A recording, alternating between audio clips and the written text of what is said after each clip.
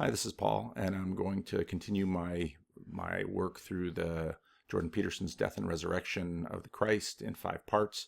I've done videos on sections 1, 2, and a certain degree on section 3. I want to go into a deeper dive in section 3.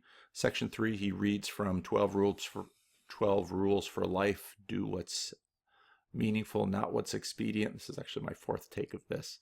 I usually do 1 take, but that interruptions. I'm trying to get a little bit of video in before I have a work thing out of town today. So I might not, I don't know how far I'll get into this. I've got about an hour and a half. And there's a ton to cover in this chapter. Now, as I mentioned in the previous video, he uses a redacted version of the text, which is important. And as noted in the Sacramento Jordan Peterson meetup last night, the fact that he's reading this shows a different level of, well, it's just different because this is processed work. When he's doing the biblical series, it's much more unfiltered. He's thinking out loud. He's thinking with us. But when he's reading a text, he's getting his language precise. This is what he's been able to figure out so far. In a sense, when you write a text, you mark where you've been in a different way than you mark where you've been with a YouTube video. So let's take a look at this. He begins here. Every man for himself, and the devil take the hindmost, as the old proverb has it. Why not simply take everything you can get whenever the opportunity arises? Why not determine to live in that manner? Now, as I mentioned before, it's interesting that he doesn't start at the beginning of the chapter where he has the chapter. While the getting's good, in the book, he starts with Adam and Eve, Genesis 3 in the King James Version again, and which is, again, I just want to mark that. I think that's interesting and significant. What in the world should be done about that? Talks about the fall, and then he goes into this long quote from the Apocrypha in the Book of Wisdom, and the pleasure of expediency might be fleeting, but it's pleasure nonetheless, and that's something to stack up. He loves this every man for himself and the devil take the hindmost proverb. He repeats that quite often in his stuff, and so it's interesting that he decided to start with this here. So as I said, I'm going to track through in terms of where he is in the story, where he is in the book, and we'll see how much he jumps around, where he goes, so on and so forth. Or is there an alternative? And if so, why should we bother with it? Our ancestors worked out very sophisticated. Again, and what's fun about following the text, or is there an alternative more powerful and more compelling? If so, why should we? So again, part of what's interesting to me about this is trying to get,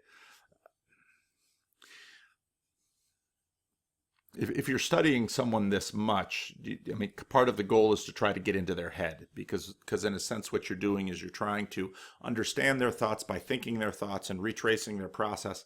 And it's very interesting that he said he spent 15 years writing maps of meaning, and he would pore over every sentence. And he might be doing that with his text, 12 Rules for Life. And I think the fact, again, that he's reading this, I think we're getting a window here into his process, how he thinks. He pores over something, he redacts it, he uses text. And so he's continuing to do that even with the text that is already edited in 12 Rules for Life.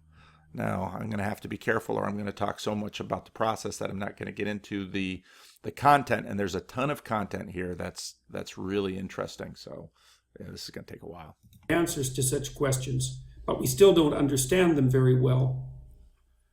This is because they are in large part still implicit, manifest primarily in ritual and myth, and as of yet incompletely articulated.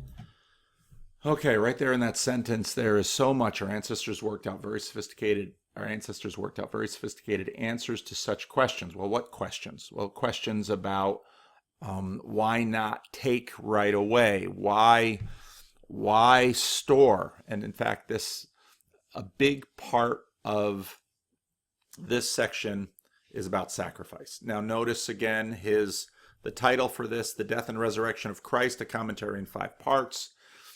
because we've been talking so much about the resurrection, our focus tends to be on that, but this section is really on sacrifice. And so he's really commenting on the death of Christ. And obviously in Christianity, the crucifixion of Jesus is seen theologically as a sacrifice. Well, what is a sacrifice? And Peterson, as you know, talks a great deal about sacrifice. He's talked about it some in his treatment of Genesis. He's going to have to get into sacrifice a whole lot more as he gets into Exodus, because yeah, I've read the book and I know what's coming. So what does it mean that our ancestors worked out sophisticated our ancestors worked out very sophisticated answers to such questions, and the question he's posing is, why do we sacrifice? Why do we sacrifice? Why do we store up? Why do we sacrifice the present for the future? Let's keep going. We act them out and represent them in stories, but we're not yet wise enough to formulate them explicitly. We act them out, we represent them in stories, but we're not wise enough to formulate them explicitly. What does he mean by formulate them explicitly? Because quite clearly, acting them out, representing them in stories, and formulating them explicitly are all in some sense parallel, but they're different modes of expression. So acting them out clearly is foundational. Represent them in stories, it basically means we can't abstract them. Well, why? What is the purpose of abstracting? Well, we abstract things. We take things out of one story so we can apply them to another story. We take them out of one situation so we can apply them to another situation. And what we're really getting here is mastery.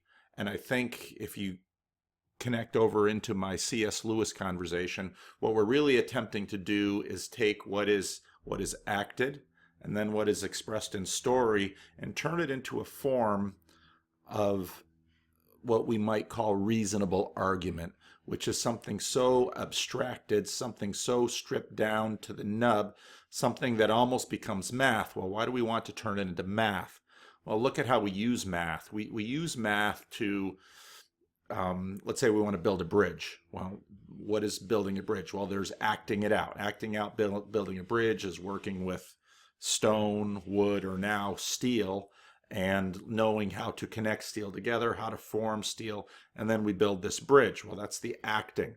Well, what's the story? Well, the story is that such and such a city, actually building a bridge is an enormously complicated thing.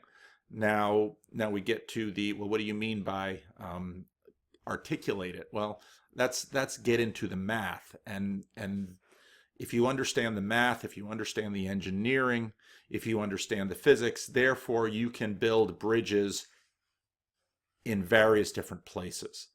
So what we're really talking about here, what we're talking about here is mastery.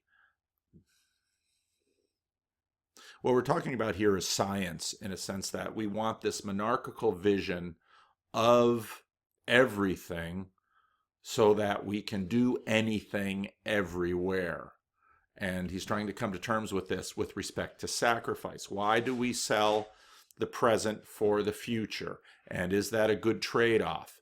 Because selling the present for the future means sacrifice. It means we don't enjoy today all that we could. We save some for tomorrow, assuming that there will be a tomorrow.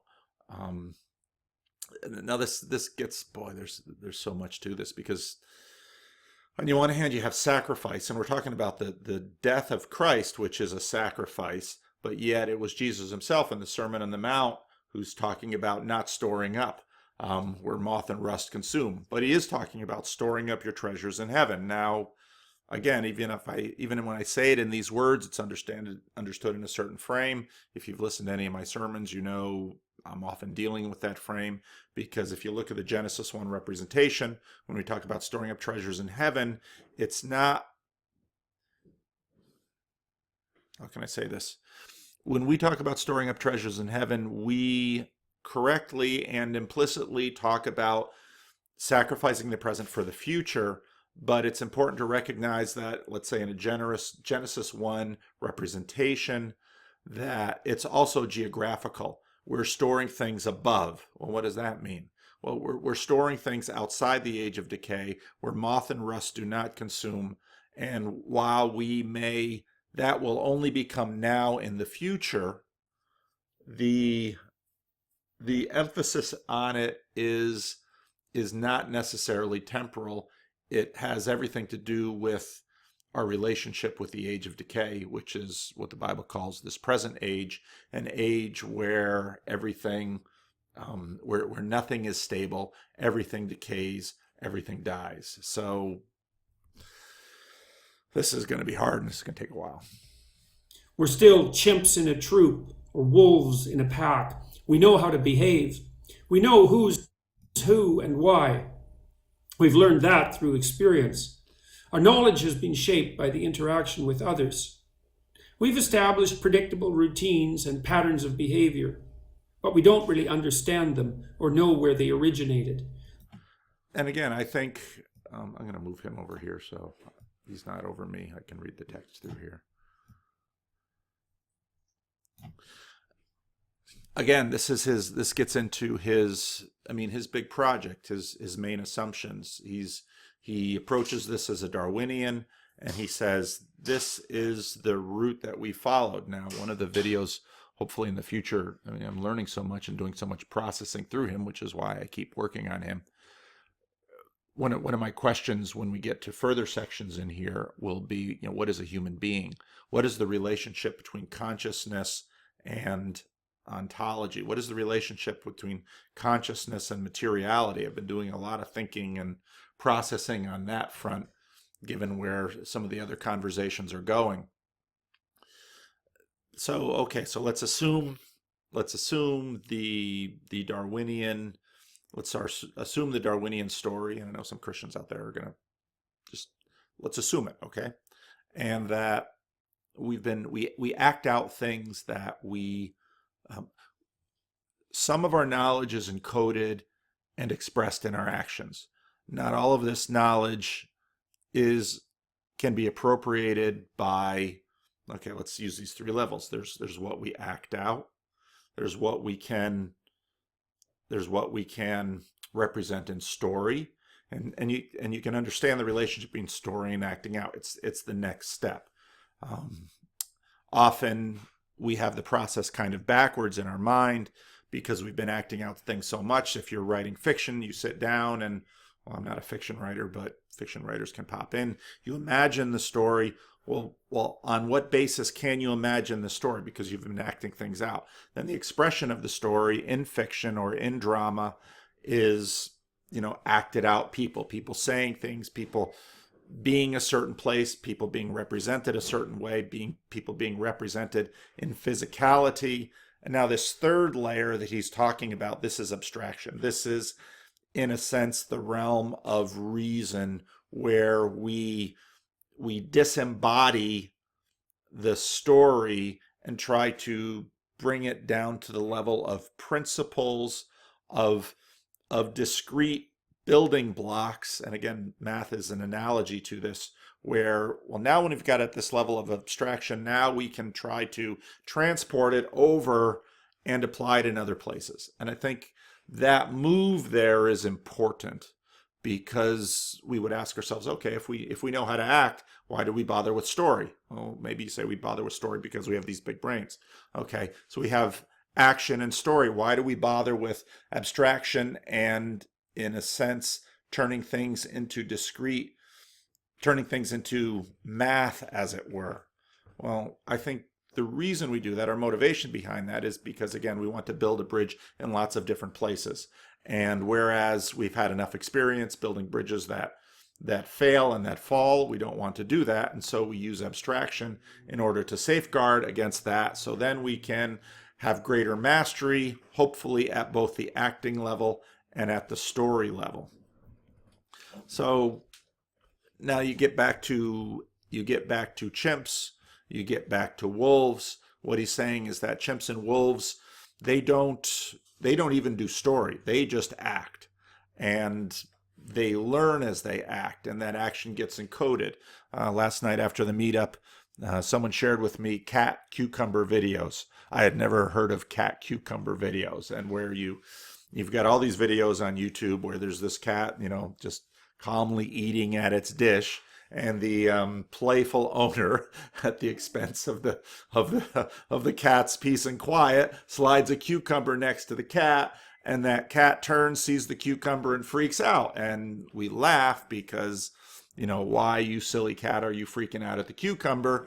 Well, then, okay, that's the action. And then we tell a story about it, which may or may not be a true story, seems to be a true story. And now we're getting into abstraction here because we say, well, somewhere in the evolutionary development of cat, they what is a cucumber? What predator might a cucumber be like? Well, it probably is something like a snake, and it would stand to reason that cats would freak out looking at snakes. And so just go ahead to YouTube and watch these cat cucumber videos. The cat sees the cucumber first, it gets away, and then cats do what cats do. The braver cats creep up to it, start swatting at it, try to figure the thing out, and and then there's one video of the cat eating the cucumber. It figured out, I can eat this sucker. But here again, so this kind of the jumping at the cucumber is there in the chimps, and it's in the wolves, and it's stuff that's been encoded by process and evolution. Again, we're assuming a Darwinian story here. And so that then is encoded. And of course, Peterson's argument is this stuff is encoded in us. And so evolutionary psychologists do studies on why are we so afraid of snakes. And then you get into Jordan Peterson's treatment of the book of Genesis and the Garden of Eden. Why is the snake in a tree? Why does the tree bear fruit? Why is it a woman offering it to a man? Why is it a snake? Why is it a talking snake? What is a dragon? On and on and on and on. And Peterson's argument is all this stuff is encoded within us, okay? And so just like we're afraid of spiders and snakes, just like the cat is afraid of a cucumber. And all of this stuff is in us, and the chimps and the wolves and even we act out stuff. And we act out stuff, and we don't even know why we're acting out stuff. We just act it. And if you spend any time with human beings or pay any attention to human beings, you know that this is true. Because one of the things that you learn in dealing with human beings is that human beings act stuff out for reasons they don't understand. Again, you might read Jonathan Haidt. Jonathan Haidt will go into the rider and the elephant. And the elephant's work doing its stuff for its own reasons, and the rider so often is creating post hoc stories that explain the elephant. And we can dabble a little bit into our reason nature conversation. And I know I'm going through C.S. Lewis. I know I'm a committed Christian, all of these things, but sometimes I think if I weren't a committed Christian, I'd be an epistemological anarchist. Well, what do I mean by that?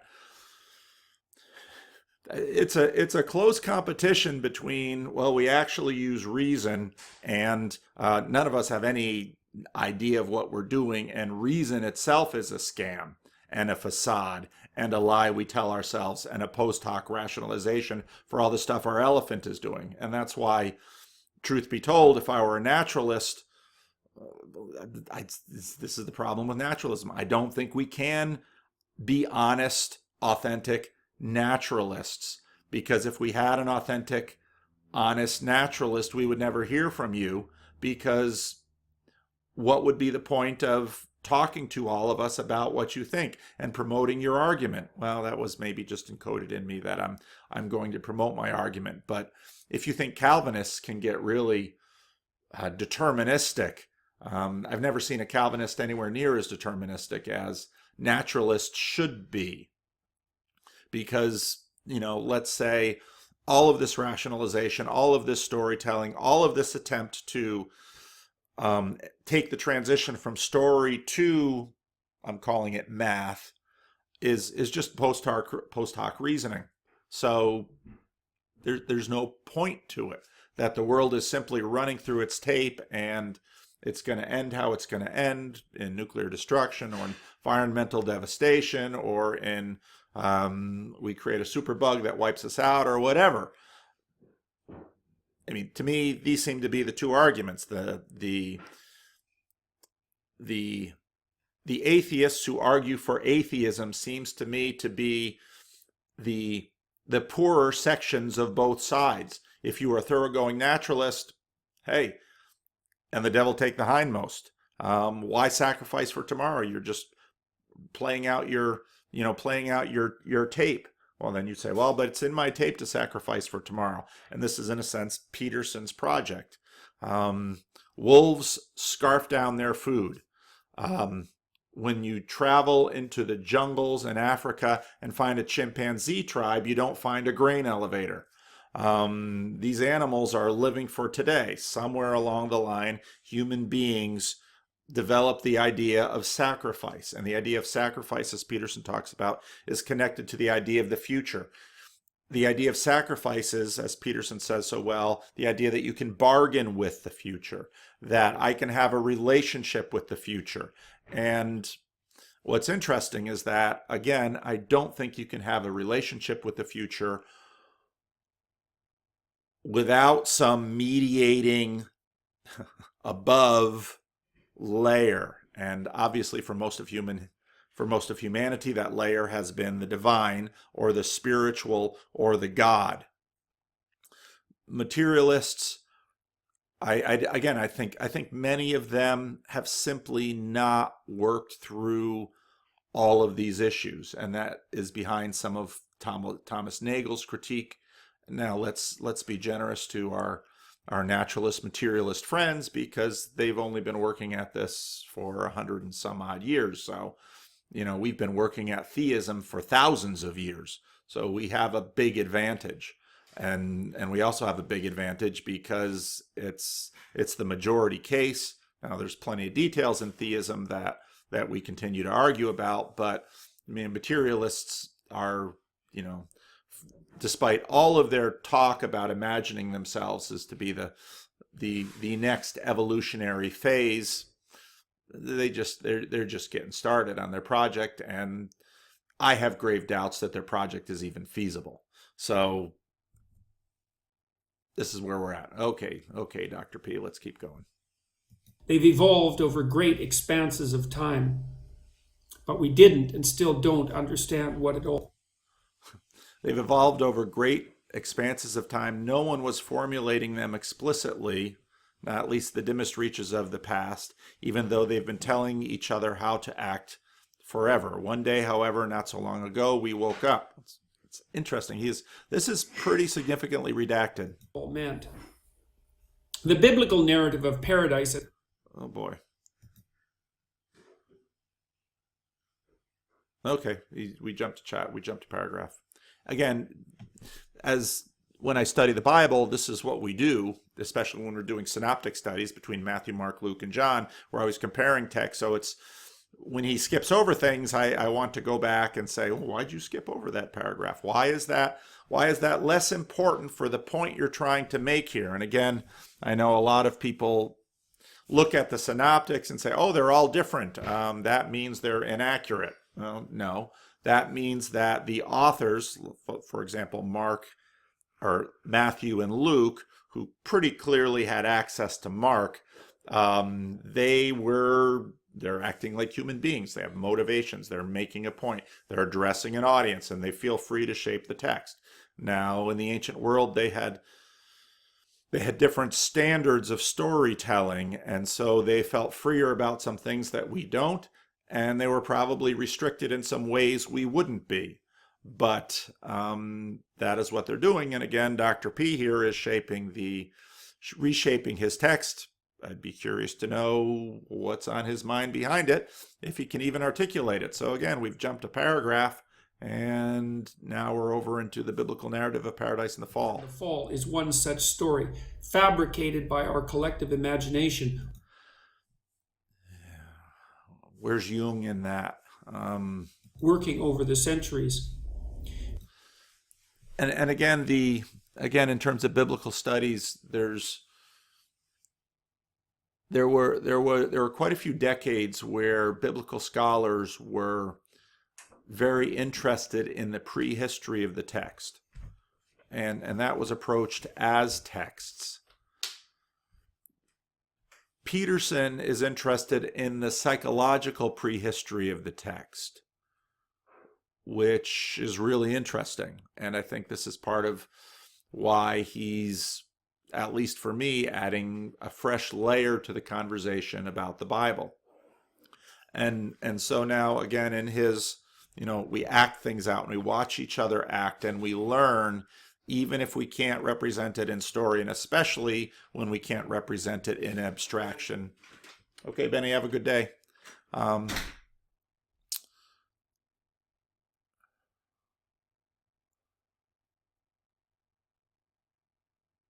So Peterson's getting at, okay, where does this text come from? So we've acted it out in story, and we've acted it out in behavior.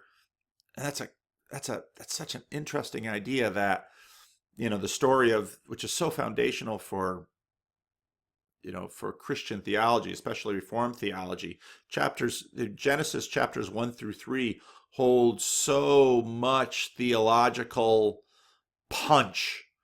They're so foundational and formative for the rest of the story. And, and quite rightly, some biblical scholars want us to pull back from that because there are actually within the Bible a lot of creation stories. And the ones at the beginning get the most attention because they're at the beginning, but they are so foundational and so formational for so much Christian theology that, and then the idea that, how did these arise? Well, we watched each other for how many thousands of years, and then we started telling stories, and these stories were the ones that emerged. Now,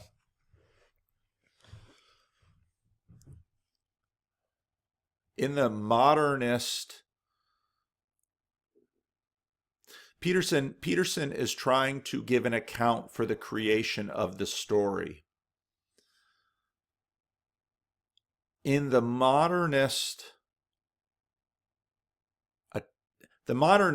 Christian modernists have been attempting to do this, and I mean both the fracture between the modernists and the fundamentalists. Both sides have been trying to do this. The modernists would generally be more comfortable with Peterson, except they don't like his social agenda. They would generally be more comfortable with Peterson. The fundamentalists would be less comfortable with Peterson because of the connection with Darwin. But what's interesting here is that the fundamentalists, and see, fundamentalists / modernists, and what I mean by that is that fundamentalists have also been impacted by the post-Enlightenment need to base things in history, which I've talked about in previous videos. The fundamentalists tend to account for the story of Genesis. Okay, they're the books of Moses, and so fundamentalists tend to want to historify. This stuff is so complicated, and it's so hard to talk about because there's so many theological landmines in the church. But again, I'm a low. This is the luxury of being a low status person. You can kind of say what you want. But I am a minister of the word who is bound by the creeds and confessions of the Christian Reformed Church and can be brought up on heresy charges if enough people think I'm a heretic. I don't think I've said anything heretical, and I don't really think I will. But fundamentalists have tended to look at the story of Genesis and said, this was revealed to Moses. Okay, how was it revealed to Moses? We have tended to tell a story that is not unlike a Muslim story or a Mormon story, in that I've heard fundamentalists say things like, God revealed that to Moses, which I think is theologically true. But the question is, what is the manner of revelation to Moses? And again, this is where we get into organic inspiration versus mechanical inspiration. And I think there's a great temptation for modern fundamentalists, along with Muslims and Mormons, to adopt a mechanistic view that God put Moses into a trance and it was some exercise of automatic writing. Now, organic inspiration does not necessitate that backstory of these texts.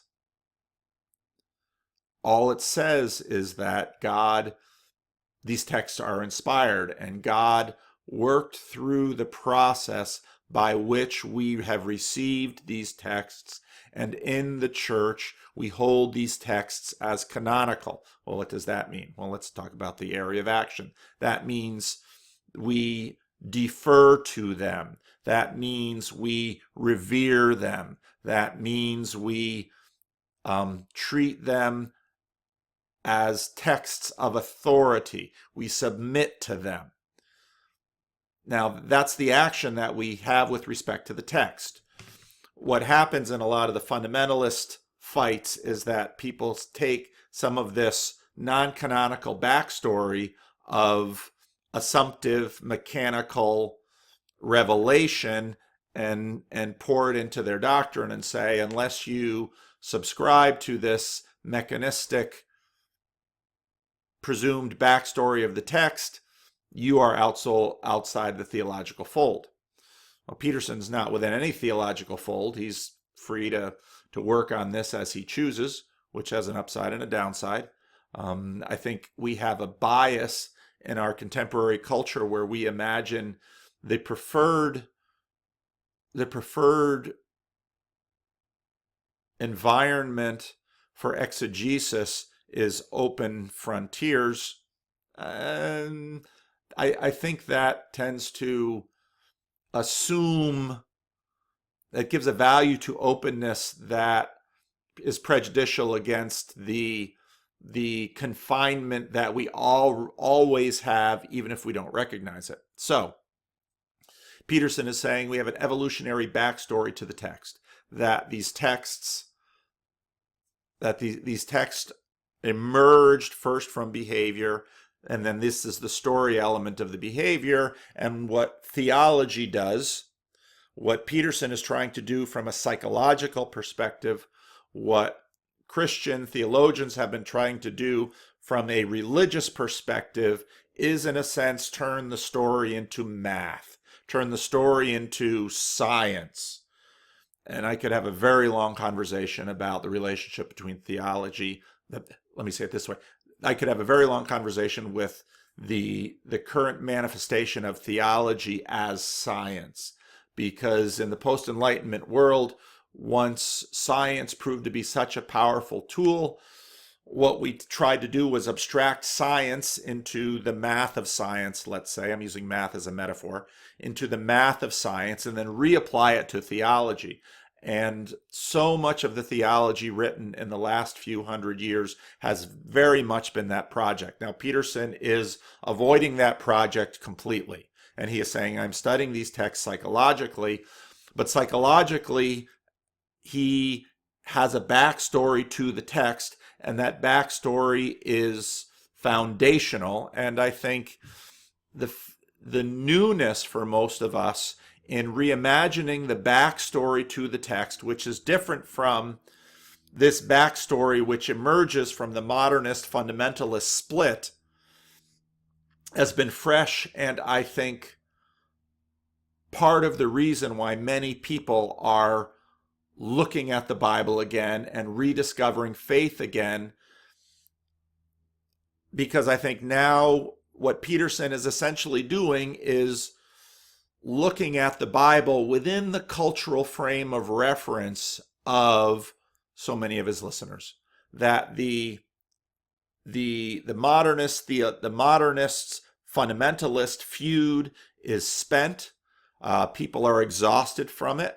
They haven't found the modernist, which is usually the mainline churches, to be interesting. If so many on the religious right are the Republican Party at prayer, so many on the religious left are the Democratic Party at prayer. And why go to church if you can have the power of government to bring in your eschatological kingdom of liberty and equality, well, even if we have to sacrifice liberty for the arrival of certain kinds of equality. But so this is the fight that's going on. And so the church has not been compelling. The church where preachers are talking about the Bible, because for the most part, what has happened in the modernist fundamentalist split is that you go to a mainline church and what will you likely hear about in terms of the homily? What is the major agenda of the church in a mainline church? Well, it's in many churches nearly identical to the agenda of the Democratic Party. And so why bother with the church when the booth that matters is not the confessional booth, it's the voting booth. And the sacrament that matters is not, or the action that matters is not liturgy, talking to a God for which you've got real questions and doubts about, but going out and protesting and waving placards. And in one of my previous videos, I mentioned that statue that's on Route 80 as you're driving into San Francisco in the Bay Area of, these, it's a statue, it's a metal statue, and everyone's holding up these placards, and the placards are empty. Well, why are the placards empty? Because they have now been abstracted and, fit your... Post your grievance here. Post your plan for remaking the world right here. And this then is the modern liturgy about how the eschaton, how the kingdom comes. The kingdom comes, and Pepsi worked this out with whatever Jenner girl was. I'm sorry, I don't read People magazine. I can't keep up with all the Jenners. Whatever Jenner was in the Pepsi commercial. I remember the Pepsi commercial because they were acting out the contemporary eschatological story of the left. Now, Peterson is coming along and he is saying, we need the Bible, just like a fundamentalist. You can't live without the Bible. You will be lost without the Bible. We will die without the Bible. If we don't have the Bible, our threat is not necessarily, again, he always keeps that door agnostic, our threat is not necessarily an afterlife. Our threat is falling into the two pits of the 20th century, which is fascism and communism. So this is Peterson's project.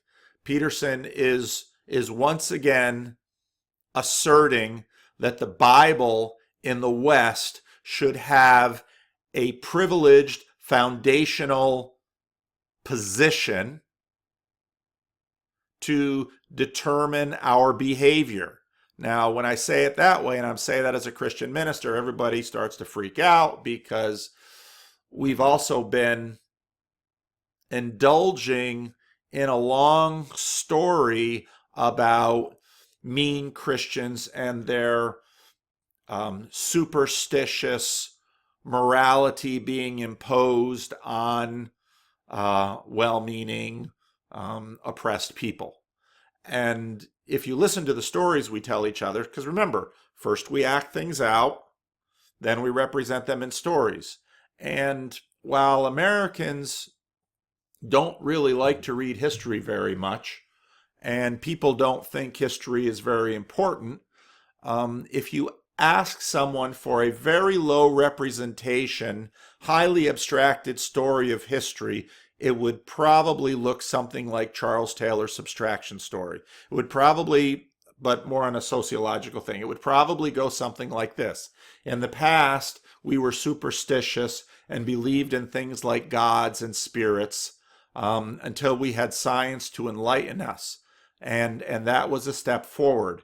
And then once we had that, we realized that we were doing all kinds of counterproductive things, like being mean to gays, like oppressing brown and black-skinned people. And we were doing this because of the Bible, even though if the real neo-Nazis, the real white supremacists have always really had a hard time projecting race as skin color back into the Bible because it's just not there. And the sons of Ham. Nah, it's just not there, boys and girls, because that wasn't an issue they were dealing with. They were dealing with lots of other issues, and there were certainly issues of ethnicity and ethnic tension, but those tribal tensions were not tagged by race. Those tribal tensions were expressed in culture and expressed in clans. And to imagine that we've gotten rid of our clannishness or our tribalisms, well, that's just silly. So anyway, backing up the tape, the history story we tell each other is that on the basis of superstitions, which is religion, we were mean and oppressive towards each other, and we robbed people of their liberty for really bad reasons. So now we have thrown off all those, and all that stuff is connected to the Bible. We've thrown off all that bad stuff, and now we live in the new freedom of the modern era. I think that story was dominant about 20 years ago when the left was in the phase of the arc where "Don't judge me" was the dominant message. The arc has continued, and now that the left has achieved a degree of cultural hegemony, now the phrase is, don't be a bigot, don't be a racist, don't be a hater. So that's probably the greater abstraction from bigot and racist is a hater, because hate crime, that category can include poor treatment of sexual minorities. But again, pay attention, only certain sexual minorities. There are still some sexual minorities that are continued, the hatred of them and the legal sanction of them continues. And then, of course, the conservatives worry that, well, we're on a slippery slope. And even if you read Freddie DeBoer, who is a Marxist, and I don't mean a Marxist that Jordan Peterson labels as a Marxist. This guy labels himself as a Marxist. Freddie DeBoer recently had an article out that said, the conservatives were all right and we're all correct about the slippery slope, and I'm glad. So, well, Freddie DeBoer's a Marxist. So this is the story we tell ourselves about history. And, well, when we tell ourselves that story about history, we are really defining ourselves. And so, okay, first we act it out, then we represent it in story, and then we get into the business of abstraction. So Peterson jumps now into the creation and the fall story. It provides a profound account of the nature of being and points the way to a mode of conceptualization and action well matched to that nature. And again, you got to be careful whenever you hear Peterson talk about being. That's a huge category for him. And so that's really his ontological category. And so when he says being, he's talking ontology. In the Garden of Eden, prior to the dawn of self-consciousness, so goes the story, human beings were sinless. Our primordial parents, Adam and Eve, walked with God. Then, tempted by the snake, the first couple ate from the tree of the knowledge of good and evil, discovered death and vulnerability, and turned away from God. Mankind was exiled from paradise and began its effortful mortal existence. The idea of sacrifice enters soon afterward, beginning with the account of Cain and Abel. Now, before I discovered Peterson, one of the things I did notice was that the first altar to show up in the Bible is in Genesis 4, which is really significant. And I see this, I can keep my eye on the time because I got a meeting in Ripon, California. Most of you don't know where Ripon is. Ripon is the center of Christian Reformdom in Northern California. A little Christian Reformed church, which is spread pretty thin in California, and most of the country is concentrated in certain areas, and that concentration is in Ripon. So I go to Ripon. Why is there no altar in the Garden of Eden? Now Peterson connects altar with sacrifice, which is correct. But one of the things that I noticed with there not being an altar in the Garden of Eden is the function of the altar. What is the function of an altar? An altar is, in a sense, it's a sort of telephone. Now I'm showing my 20th century roots. It's a sort of telephone. It's a sort of mail system. There's our 19th, 18th century roots. It's a sort of internet. The altar is a means of conveyance by which a gap is overcome.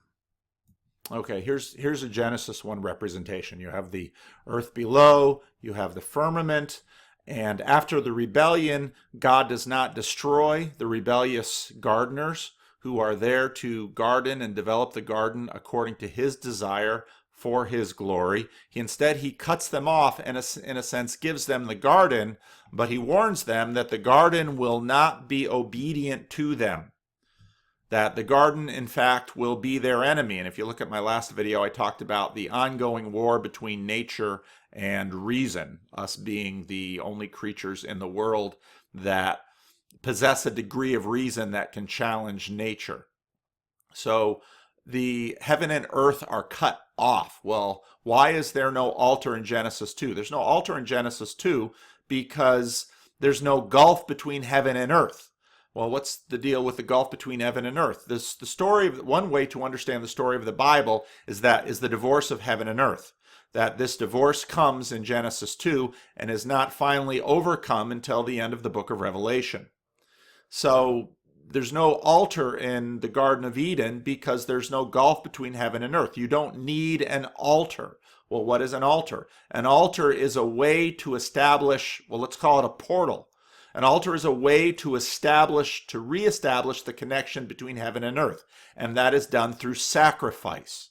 And, now Peterson's perspectives can enrich my view because I add to the geographical function that an altar fulfills with a relational function that an altar fulfills with a temporal function that an altar fulfills. So not only is an altar a portal between heaven and earth, not only is an altar in a sense, a stairway, a staircase between heaven and earth, an altar is also a time machine. An altar is a way that we sacrifice the present for the future. Now this gets into, so how does, boy, this stuff is so hard.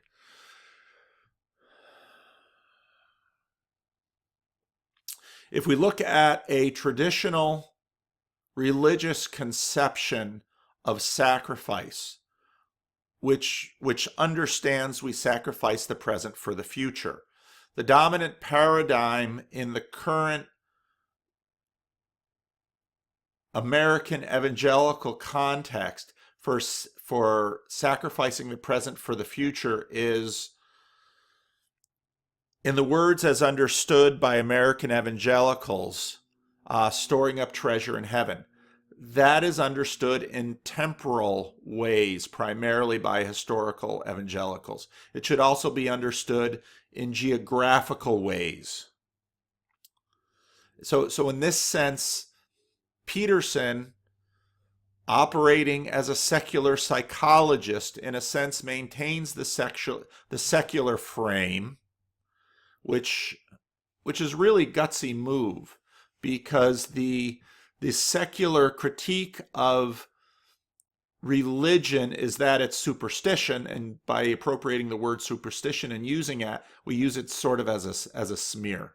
That, in the words of Sam Harris, religion is failed technology. Giving to the church might get you a tax deduction, but it won't ensure prosperity. And here is some of the argument between religious people and non-religious people, because I know plenty of religious people that will testify, I always had money trouble until I started giving money to the Lord, until I started tithing. Once I started tithing, I never had money trouble. Now, this is where things get complicated because a bunch of secularists will jump in and say, well, that's because the act of tithing forced you to take control over money, and the important thing is not the metaphysical, miraculous intervention of a God in your life who somehow gives you more money. The important thing is psychological, that now you can manage money because it no longer has power over you because you tithe. The religious person will say, no, I think it's the other way around. Because, and now a really smart religious person might say, because the future is uncertain and my God holds the future. So in fact, God giving me the brain power to use at my work, or the fortune to have the job that I have, all of that is given to me by God. Therefore, you can't simply tell me that the benefit I receive by tithing is only a psychological experience. You can't know that. Now we get into this measured agnosticism, which Peterson practices. And so this is a truly gutsy thing when Peterson talks about sacrifice. Last night at the meetup, we had a pretty vigorous debate as to whether virtual reality technology and even YouTube technology will replace church.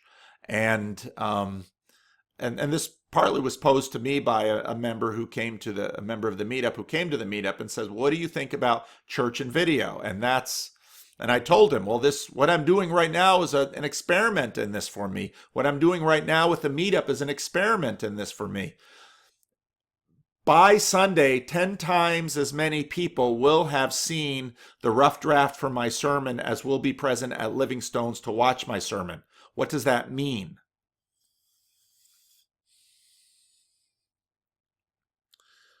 Religious people believe that sacrificing in the present not only brings benefit to the future, but as in Jesus' words, those who have given up for the kingdom will receive 50 or 100-fold in this age and the age to come. Well, what does he mean by that?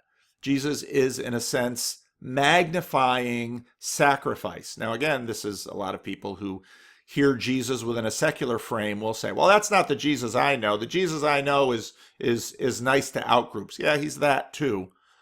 But, and I talked about that in my should pastors tell you how to vote video.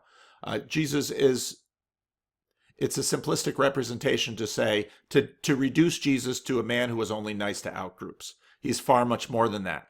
And what I think is we're doing in this is showing that there's something that remains in the traditional Christian, even the fundamentalist expressions of Christianity that endures. And I think that's part of the reason mainline churches have been dropping like a rock. I think people implicitly know there's not a lot of reason to engage that. Whereas if you're a conservative, you go to church because you're actually participating in a belief system with communal reinforcement that says, I am going to go and I am going to sacrifice my money, and I'm going to sacrifice my time, and I'm going to sacrifice my labor, and I believe that it will be more than worthwhile. Now, this is where I get into what I talked about in my previous video about the relationship between gratitude and, let's say, acquisitional motivations for sacrifice. Is a sacrifice, does my motivation for sacrifice, which is primarily selfish, devalue the sacrifice? Which, again, in Reformed theology, reading the Heidelberg Catechism, gratitude is the motivation for sacrifice, which is a better motivation because, well, it's a better motivation for lots of reasons. But I can't fully dismiss the other side of gratitude, which is, I need something from the Lord and I'm desperate, so I'll pay anything to have it. That's the pearl of great price. So I can't discredit that mode. I think that mode is a very natural mode. It drives a lot of people, and maybe we can frame that relationship in terms of the older tradition, which continues to be worked quite productively by the Roman Catholics of nature and grace. Maybe it is natural for us to approach sacrifice with greed in our hearts because we're afraid and we have avarice, and so we think that if we give something to God, he will bless us in return. And that motivation is most often seen nakedly in prosperity gospel contexts. I don't think we can dismiss that. Maybe we'll call that nature, and maybe we'll call gratitude grace. So we'll have a both and instead of an either or. I prefer to preach misery, deliverance, gratitude, because I think in the long run, the grace motivation for sacrifice is healthier than the greed motivation for sacrifice. Anyway, back to the Genesis 1, Genesis 2, Genesis 3, Genesis 4 representation.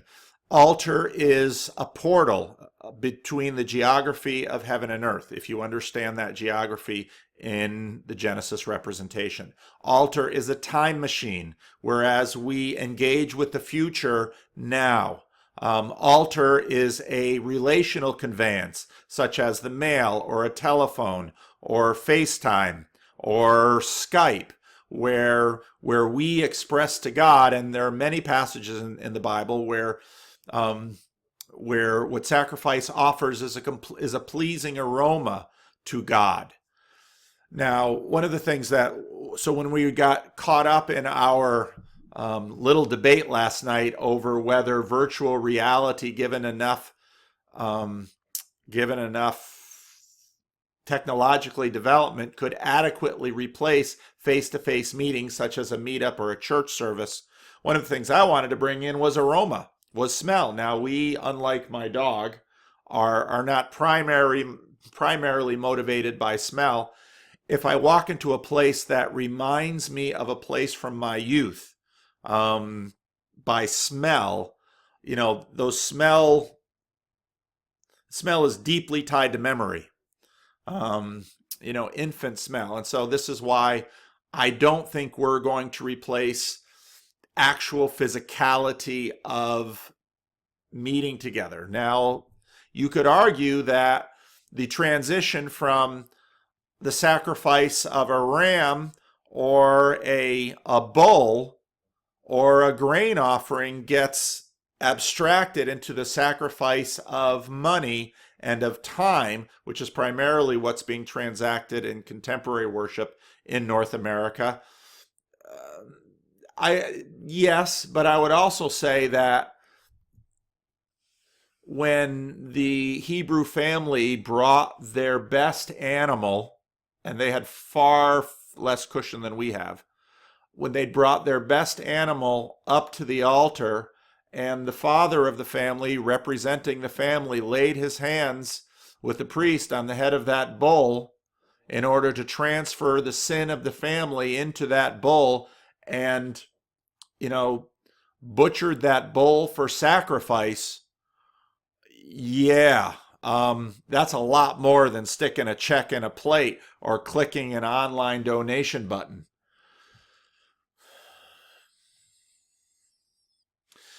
But this is why there's an altar here. And this is why I think I'll take Peterson's point about it showing up in Genesis 4, but the reason it doesn't show up in Genesis 2 is because heaven and earth have not yet been cut off. In that, what we see at the beginning of Genesis chapter 3 is that the relationship between God and the man and the woman is face to face. And what happens with the exile of the garden is we no longer can see God's face. Why can't we see God's face? Because it would kill us. Well, why would God's face kill us? Well, God's face would kill us because if we'd see that much beauty, have you ever seen a man who is prideful and has based his identity on a specific virtue such as intelligence or physical strength or sports prowess or competency in another area? A man who is vain and prideful and bases his identity in that specific area then meets a man who is double or triple his competence. The vainful person is crushed because they've based their identity on that competency. Let's imagine a vain woman who considers herself the most beautiful woman of all the women around. And then she meets a woman who is way more beautiful than she is, who, when the other woman walks in the room, all eyes go to the other woman instead of to her. What happens in our hearts when this happens? And this is why I always resist saying pride is the cardinal sin, because what happens with sin is that they all get engaged and the dominoes all tend to fall when things get extreme. So we can't stand the face of God. He who just simply, because he is so glorious, because he is so beautiful, because he is so brilliant, because he is so intelligent, because he is so all-knowing, because he is so omnicompetent, when we see him, we see ourselves in his light, and we can't stand ourselves. And so we, like in Revelation 6, would call on the mountains to fall on us because we would rather be destroyed than to see his face. And so in that sense, the exile is punishment. In another sense, the exile is mercy, because for God to be there would be hell. And this gets into all kinds of interesting speculation about heaven and hell, because the presence of God will be heaven for those who love him. The presence of God will be hell for those who don't, or those who can't. And then very quickly you get into, well, is just loving him or hating him a tribal thing? No, it has everything to do with our hearts and who we are. And, well, how can I begin the process of being able to see God? That, in fact, is a beatitude. They will see God. Well, how will they see God? Why will they be able to see God? Because they will be so humble. Well, look at Moses. Moses saw God. Read the book of Deuteronomy. Moses was the humblest man in the world. What's the connection between humility and being able to see God? If you have any pride in you, or any envy in you, or any self-importance in you, and you see God, the vision of God will crush you, because you will never see yourself again in the same light. Again, it's like the kid who's the best musician in his high school goes to music school and discovers, you're average. And, well, how then do you feel about the greatest musician? It's Salieri and Mozart in the movie Amadeus. Will you see the gift that Mozart has, and because of your selfless love of music, be in the heaven of Mozart's music? Or will you be Salieri and say, I will hate Mozart and I will despise him and I'll do what I can to destroy him, because it is not about the glory of the music, it is about my glory. And if you can begin to understand this perspective on the Christian life, the entire Christian story will make a world more sense than it does in so many of the other frameworks that culturally we have kind of moved beyond. And it's that moving beyond that for many people have driven them to say, well, I don't buy that story. I don't buy that framework. So there's the altar. Enough of that. Back to, gosh. And developing through the Abrahamic adventures and the Exodus. After much contemplation, struggling humanity learns that God's favor could be gained and his wrath averted through proper sacrifice, and also that bloody murder might be motivated among those unwilling or unable to succeed in this manner. And again, this is the greed-based motivation for sacrifice that Israel, and I don't want to discount that. And again, maybe nature and grace is the proper framework that we can look at. Acquisitive motivation for sacrifice versus gratitudinal expression as motivation for sacrifice. Well, we got a chapter thing. Let's see where he goes, if he goes into the next. The delay of gratification. When engaging in sacrifice, our forefathers began to act out what would be considered a proposition if it were stated in words, that something better might be attained in the future by giving up something of value in the present. And there again is the thesis, his thesis for sacrifice, that what happens in sacrifice, altar therefore is a time machine. Altar is the means by which we engage productively with the future. Now there's a secular side of that. We we have a 403b or a 401k retirement account. We have we build equity in our home. This is what we do. We're engaging for the future. And as he says in many other places, that this depends on a stable economic and political system. Recall, if you will, that the necessity for work is one of the curses placed by God upon Adam and his descendants in consequence of original sin.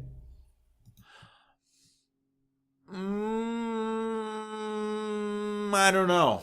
The necessity for work, if you look at Adam's waking to the fundamental constraints of his being, his vulnerability, his eventual death, is equivalent to his discovery of the future. Okay, let's go back a sentence first, because I like the second sentence a lot. That one really informs me. The curses. Now, it's always important to recommend that the man and the woman are not cursed. The serpent is cursed.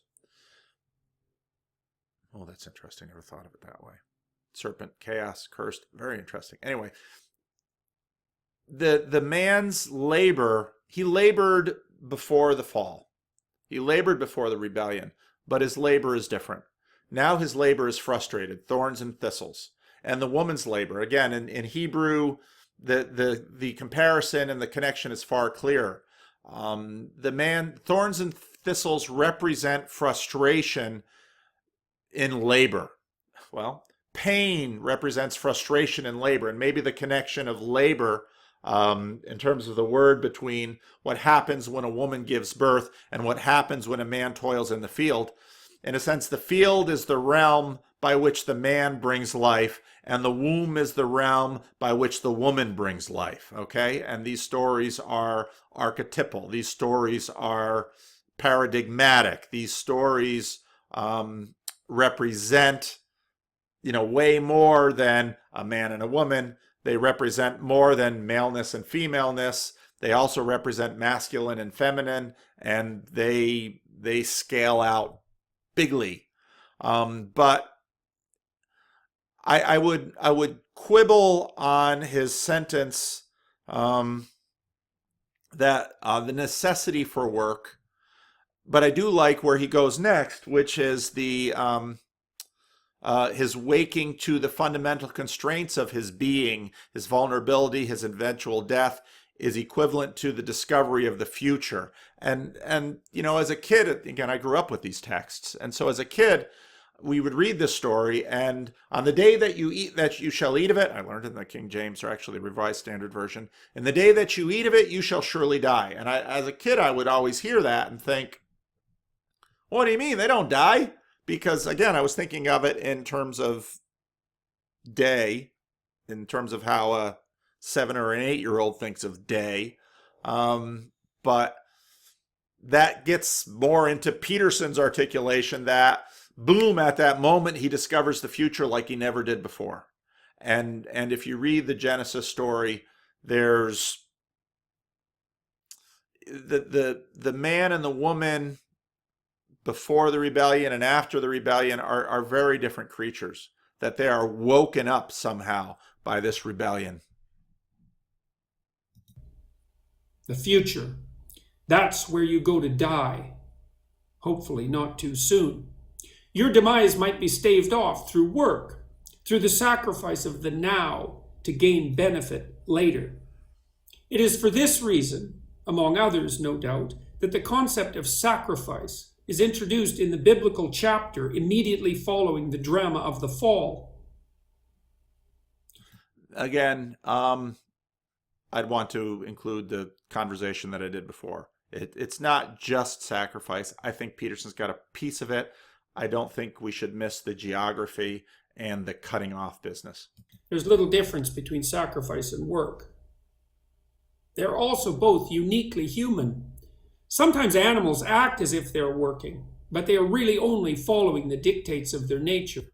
And right there is, again, where Peterson's not a materialist, where he's not a determinist, where they're following the dictates of their nature. Again, if you're a naturalist or a materialist, everything is the dictates of nature.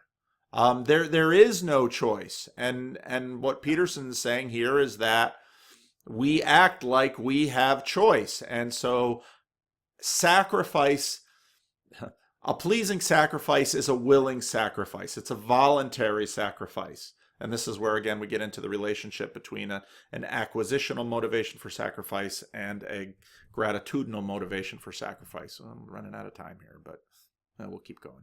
Sure. Beavers build dams. They do so because they are beavers. Beavers build dams. They don't think, yeah, but I'd rather be on a beach in Mexico with my girlfriend while they're doing it. I love that line. That line goes through my head over and over again. Beavers build dams. I love that line. Prosaically, such sacrifice, work, is delay of gratification, but that's a very mundane phrase to describe something of soul-shattering significance. The discovery that gratification could be delayed was simultaneously the discovery of time, and with it, causality, at least the causal force of voluntary human action. Long ago, in the dim mists of time, we began to realize that reality was structured as if it could be bargained with. That's, again, it's in italics. It's a really crucial thing.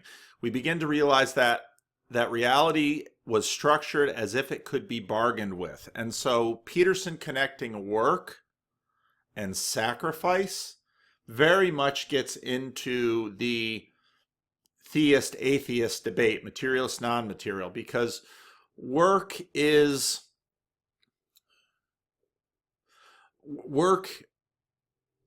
labor up mammon. Work, you compile things. You build relational chips. That's essentially what credit is. You build reputation. We understand this within the material layer. Peterson, by talking about sacrifice, again, sacrifice has been dismissed and disparaged. Why go and give money to the church? Because you're just giving it to the greedy pastor.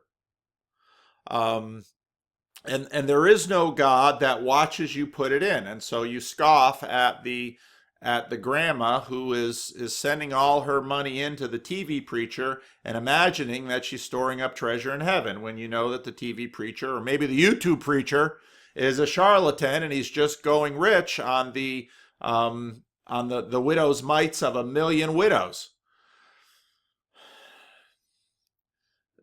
This, again, I think is part of the reason, okay, first we act, and then we represent in story, well, and then we bring into abstraction. Peterson, as someone with academic credentials in the secular university, in a secular place and time, who doesn't identify with religious people, is keeping open the door that sacrificing might not be such a dumb thing. And in fact, he's saying that this is something that was coded into us by evolution. Okay. Now, much to the embarrassment, I would say, of some ardent materialists as they try to discover the evolutionary roots of morality. Even if you listen to Brett Weinstein, he'll tell you a lot of the morality we receive by evolution today we reject. Tribalism, ethnic-based tribalism. We reject that. Well, why do we reject that? Well, isn't that coded into our evolution? Are you being a hypocrite if you both eat a paleo diet and think that racism is wrong? Why? Because if your body was built for being a hunter-gatherer on the Serengeti, wasn't your tribalism built for ethnic kinship? Now don't hear me wrong here.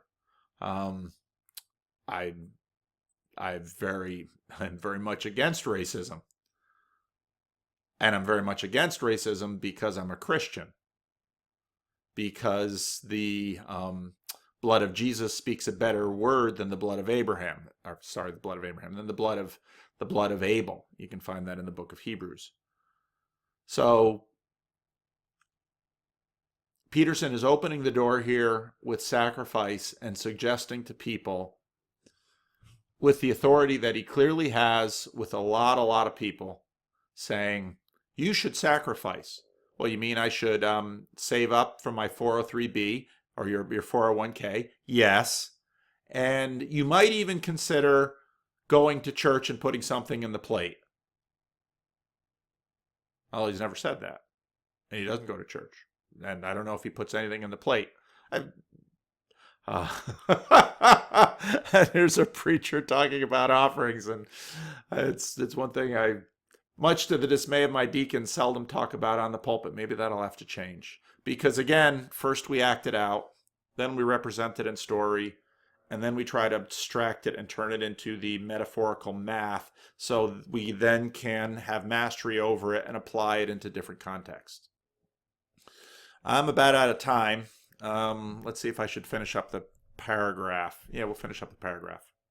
We learned that behaving properly now, in the present, regulating our impulses, considering the plight of others, could bring rewards in the future in a time and place that did not yet exist.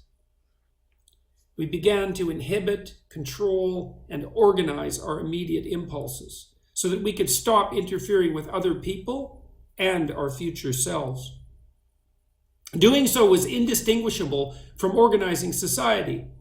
The discovery of the causal relationship between our efforts today and the quality of tomorrow motivated the social contract, the organization that enables today's work to be stored reliably, mostly in the form of promises from others. And again, okay, so we understand this in a communal level. And you think about the amount of red ink that the United States is creating in its ever-growing debt. And, those who were the Tea Party that was screaming about the deficit, and political candidates who scream about the deficit when they're out of power, when they get in power, run up the tab. And okay, both parties do it. And if you want to have a fight in the comment section about which does it most, have at it. I don't care. But Peterson again is saying, okay, at one level we know this to be true. Our ancestors assumed at other levels they knew it to be true and they acted it out. And modern people at this level say, no, that was superstitious. We're only going to do this level. And Peterson here is saying, well, how do you know that? Why do you so quickly dismiss Jesus' words, store up treasures in heaven where moth and rust don't consume? And again, I think a lot of us are really interested about Peterson getting into the Sermon on the Mount. As I've said before over my videos about the meek, the Sermon on the Mount is hard. And maybe this is why Peterson's in Genesis, because Genesis is hard and the Sermon on the Mount is hard. Because they're both Genesis and the Sermon on the Mount are hard, not because the text is difficult, the text as such, but because the frame is difficult for Genesis and the Sermon on the Mount. So there we go. I'm out of time right now. I've got to render this video. I'll try and get it posted today, maybe later today. We'll see, depending on my work situation. But thanks for watching. I know I haven't done a lot of commentary lately. I kind of want to get through this commentary. I'm never going to be able to do a commentary on all of Peterson's stuff. He simply makes too much stuff. And when he starts in an Exodus, I'll probably jump into Exodus. Who knows what will happen. But as you can see, I'm trying to balance some of my C.S. Lewis stuff, some of my commentary, some of the practical things that come up with the meetups and all of that. So I'm trying to balance all of this and have conversations within my own denomination, do my rough draft for Sunday. I found YouTube to be a really fun and productive tool for my work.